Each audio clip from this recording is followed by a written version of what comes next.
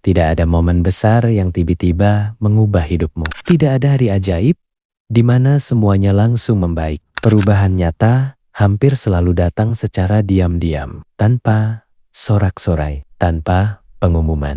Hanya kebiasaan kecil yang kamu ulang setiap hari dan suatu hari hidupmu tidak lagi sama. Masalahnya, kebanyakan orang menunggu perubahan besar. Mereka menunggu motivasi, menunggu waktu yang tepat, menunggu hidup terasa siap. Padahal hidup tidak pernah benar-benar siap. Yang ada hanyalah keputusan kecil yang kamu ambil hari ini dan kamu ulang besok. Kebiasaan pertama adalah bangun tanpa langsung memegang ponsel. 15 menit pertama setelah bangun adalah saat pikiranmu paling mudah dibentuk. Ketika kamu langsung membuka media sosial, kamu menyerahkan kendali hidupmu pada dunia luar. Tapi ketika kamu diam sejenak, menarik napas, merapikan tempat tidur, atau hanya duduk tanpa distraksi, kamu sedang melatih dirimu untuk memulai hari dengan sadar, bukan reaktif. Kebiasaan kedua adalah menyelesaikan satu hal kecil setiap hari, bukan 10. Bukan target besar. Satu hal, otakmu belajar dari penyelesaian, bukan rencana. Orang yang konsisten menyelesaikan hal kecil jauh lebih berbahaya daripada orang yang hanya punya mimpi besar. Kebiasaan ketiga adalah berhenti mengeluh dalam hati. Keluhan yang tidak diucapkan tetap membentuk cara berpikirmu. Setiap kali kamu mengeluh, kamu melatih dirimu untuk fokus pada apa yang salah. Tapi saat kamu sadar dan memilih diam dengan pertanyaan, seperti apa langkah selanjutnya, kamu sedang menggeser hidupmu ke mode solusi. Kebiasaan keempat adalah bergerak setiap hari.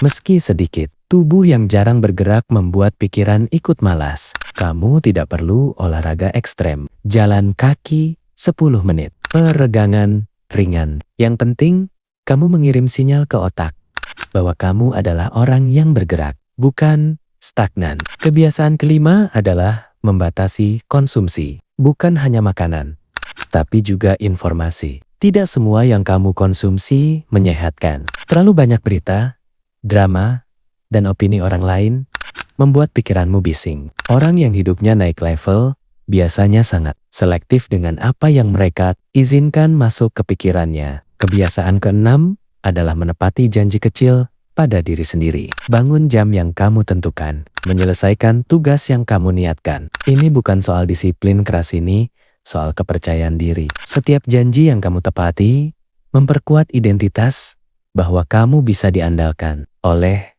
dirimu sendiri. Kebiasaan ketujuh adalah menulis atau berpikir reflektif di akhir hari. Bukan untuk menyalahkan diri, tapi untuk melihat dengan jujur apa yang berjalan baik dan apa yang bisa diperbaiki. Orang yang tumbuh adalah orang yang mau melihat dirinya apa adanya. Kebiasaan kedelapan adalah tidur dengan sadar. Bukan sekadar tidur karena capek, tapi memilih waktu istirahat. Tidur bukan tanda malas. Tidur adalah fondasi fokus, emosi, dan disiplin. Hidup yang kacau seringkali berawal dari pola tidur yang kacau. Kebiasaan kesembilan adalah mengurangi pembenaran diri. Setiap kali kamu berkata, tidak apa-apa, nanti saja, atau semua orang juga begitu, kamu sedang menunda versi terbaik dari dirimu. Orang yang bertumbuh bertanya, apa tanggung jawabku di sini? Dan kebiasaan ke-10 adalah bersabar dengan proses. Perubahan tidak terasa dalam seminggu, bahkan sebulan. Tapi suatu hari, kamu akan melihat ke belakang